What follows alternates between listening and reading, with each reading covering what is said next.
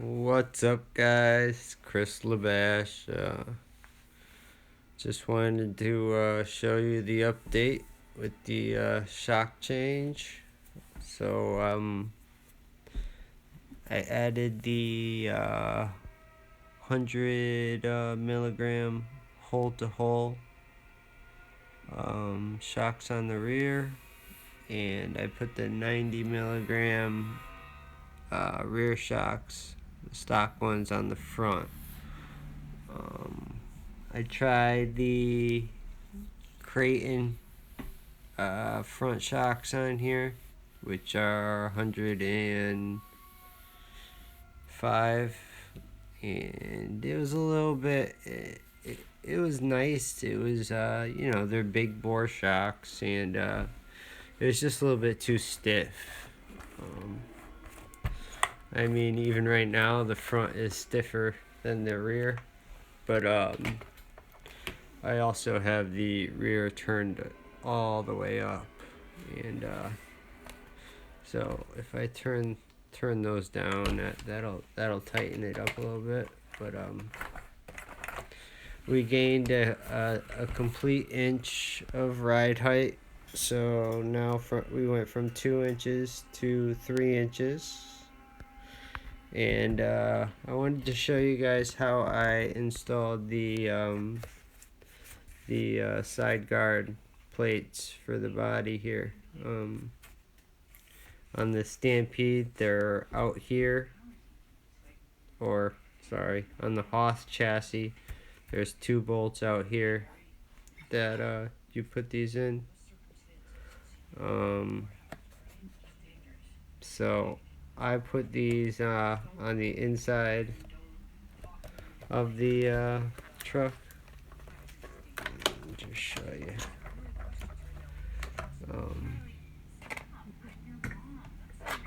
All I did was I drilled a hole, and then I put screws coming up through the chassis, and I didn't have any countersunk that were long enough, but I did remount the hole.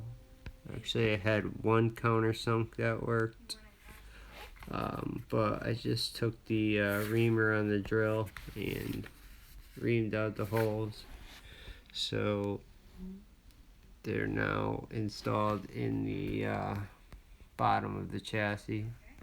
But they definitely do hold the body in. I just gotta find a couple longer countersunk. This is by far the longest screw here. Now this hole right here was open and free, and I went ahead and I put my power button behind the chassis, so it'll slide in between the power button and the floorboard piece. So I'm going to be replacing this screw with a shorter countersunk with something like these here. These ones are pretty flush with the piece, but as you can see, I just drilled holes up through the chassis, and it actually holds the body on a little bit tighter. So we gained an inch in ride height, and right now I put on the I thought I could run this with the bumper, this wheelie bar, but you cannot. I even took out these pieces here so I could use the where did I stick that stock bumper? I can show you.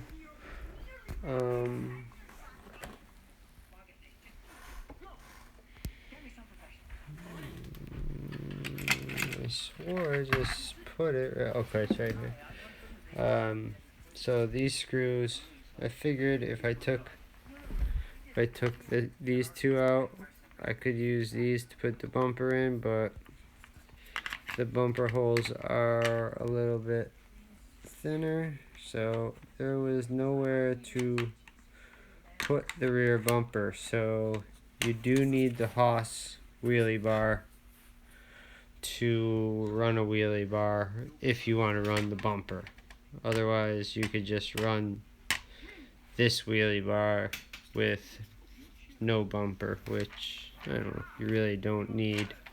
The only reason why I don't like this wheelie bar is because it unclips easily.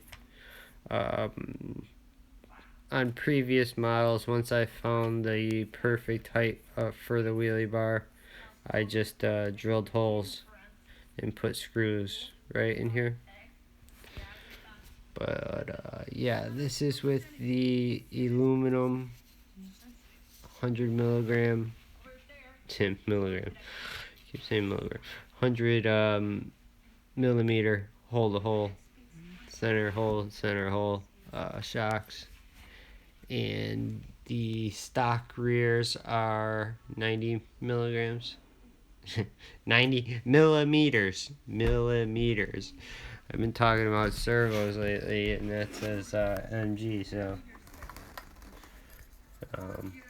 that's where I'm getting the milligram. Oh, it's actually kg, kilogram. So it was a good idea to put the servo in and move the receiver box. So if you guys do want to do that, it's a little custom work. All it is this hole here is free and doing nothing, so you could put this one in. And all I did was take, once you buy this upgraded servo, you get a whole bag of useless plastic pieces with it. So I kind of just made something, but I mean, it's in there and it's not taped down or anything, but it's definitely screwed in. And I use this hole here to run my antenna. So that comes out through the side and goes down, and I drilled a little hole right on the side of this hole. Get in there so you can focus. There's a little hole right there. You can see inside, so you can feed this up through here. And if you want it permanently, just put a little dab of super glue, and but it's pretty tight. You do have to drill out. It's about, the hole is this size, so you do have to just drill it out to fit the antenna straw piece. So yeah, my game went into overtime. We will be running this tomorrow morning. So we did gain the height, an inch of height by doing this shock setup, and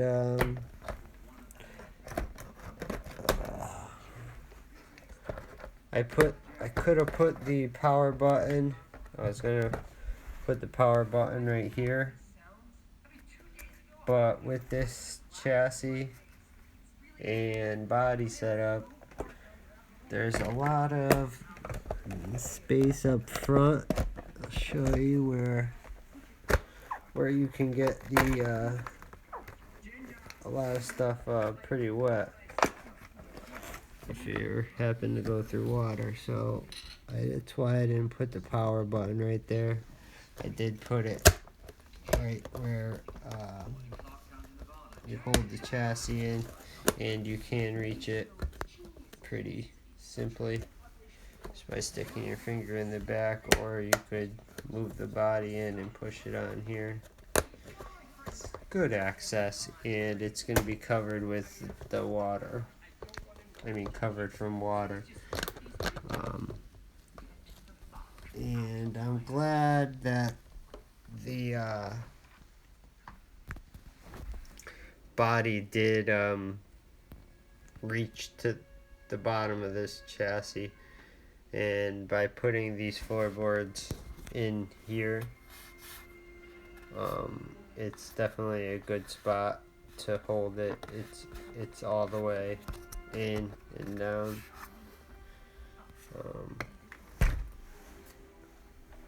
So I did not go out and run it because I still cannot find this rear bumper piece, and I even went on Traxxas' website and it's not even listed there, because I do want to run the rear bumper, because the rear bumper sits perfectly right up against the back of this, so it also holds the rear of the body in.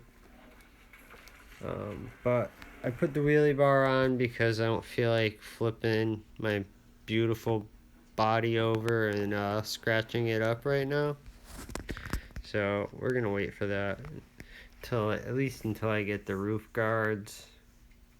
Like I said, I have the center chassis piece coming in and the roof guard pieces coming in. But I did get in contact with the people that sold me the clip kit for the body and mentioned to them that there was no rear bumper on this, and they told me it doesn't come with one. So what you need to buy that it comes with is beyond me, because I have no idea. Everything I bought was, to put every part on the truck, and so far I had to buy the roof cage separately, and the skid plates separately. I wouldn't mind buying the rear skid plate for the body on the separately either, but I cannot find it. So if you guys could please leave in the comments the part number of the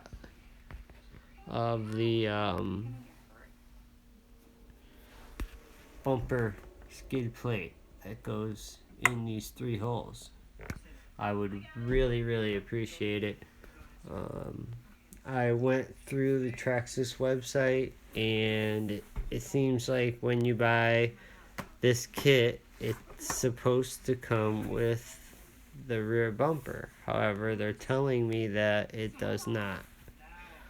And separately, it is not listed anywhere on eBay, Amazon, Traxxas website, anywhere. So if you guys could get back to me and let me know what you think I need to buy to get this, I would really appreciate it. But yeah, so we're gonna run this tomorrow morning. Subscribe, like, comment, and hit the notification bell, and it'll notify you once I post that video up. And I can tell you right now, on 4S with that Creighton motor, and I believe it's a 16, 17, or 18 tooth pinion. The thing's a monster, but I can't wait to just tune the shocks. We're gonna be tuning shocks all day tomorrow, and testing multiple shocks to see which ones are the best. We could go completely back to stock with these in the front and these in the rear, but we'll have 2 inches of ground clearance. Right now we have 3, inches of ground clearance, but we did add some droop in the back when the car is in the air. As you can see, it's pretty drooped out, but if it's sitting, it's not so bad. It's pretty straight across. The front is not so. That's why I hate this wheelie bar. This is all it does the whole time you're out there. Unclip, unclip. I don't plan to run the truck with a wheelie bar because I go to the BMX track to run, and pretty much the wheelie bar just gets destroyed. But either we're gonna keep the Stampede bumper with the RPM bumper on the front. I don't know, it could look a little cluttered, but this RPM bumper is gonna definitely, take most of the force first. And if we land on the nose, we're gonna hit this guy, and then it's gonna hit into this guy. I just don't want this bumper pushing into the body too hard. So the Haas bumper is definitely a little more heavy duty than this one, but I don't think I can run the RPM with the Haas bumper, because it takes the same 3 screws here, and the Stampede bumper screws in up top here. So that screws in right here. So that's why I like it. And it's a little more support on the hinge pins. Even though both the RPM and the Stampede bumper are holding the hinge pin in. I believe I told you guys what weights I'm running in previous videos, but I'll go over it again. I am running 30 weight in the rear diff, 100 in the center, and 60 in the front. Right now, I know that the rear shocks have 50 weight, and the front shocks have did I rebuild those? I believe those have 50 weight also. The front is actually pretty stiff, and there's not any spacers on the rear shocks that are on the front, so we do have a good amount of travel. If we ran a spacer, it would pick up the arm a little bit more, and the tighter you go with the spring in the back, it'll pick up the droop a little bit more. For the back springs, I decided to run my front 6S. My front 6S springs. So these are 120 millimeters hold to hole. And just because these are what came on the ZD Racing, what I had on there was the Creighton front shocks. They're stiff, but they're just not made very well.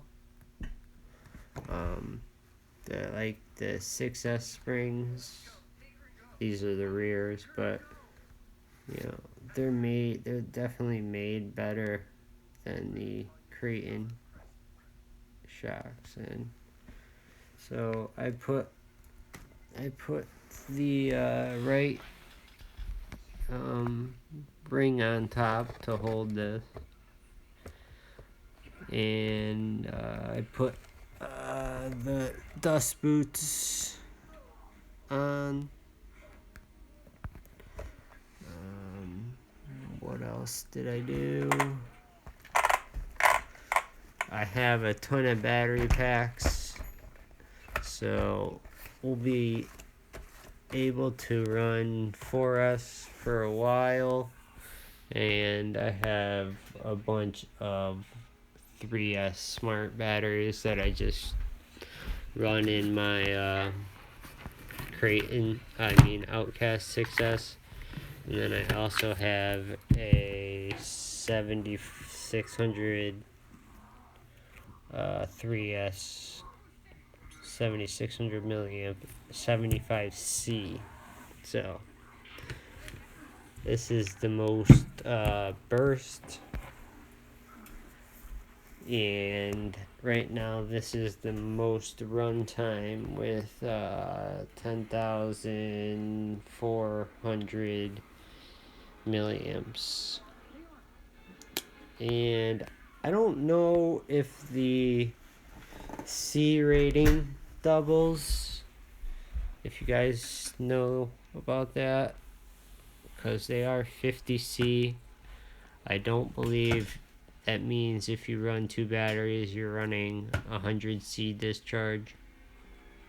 I think you're still running 60C, but I do know that your runtime does double with the milliamps. I'm pretty sure. I mean, they're not ran in parallel, but they are ran in series.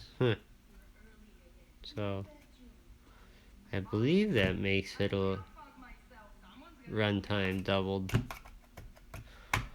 And also, I discovered that the Haas technically is only supposed to run a 3S battery.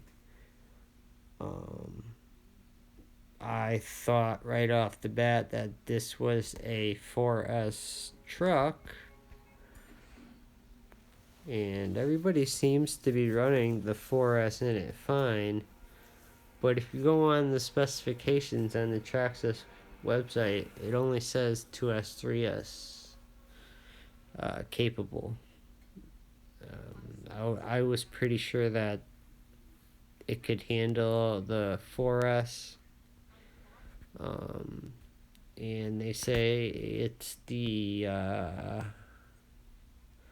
540 motor with the extreme torque, which we already are running. This 4S Creighton motor, which has extreme torque, and it is 2400 kV. So I'll count the teeth on the pinion. The spur gear is a 54 tooth standard center diff spur gear, and I am running the heavy duty ring and pinion in front and rear diffs. So they're also shimmed up. I used the same shims I used on the 6S, which is the Tekken or Tekken shims.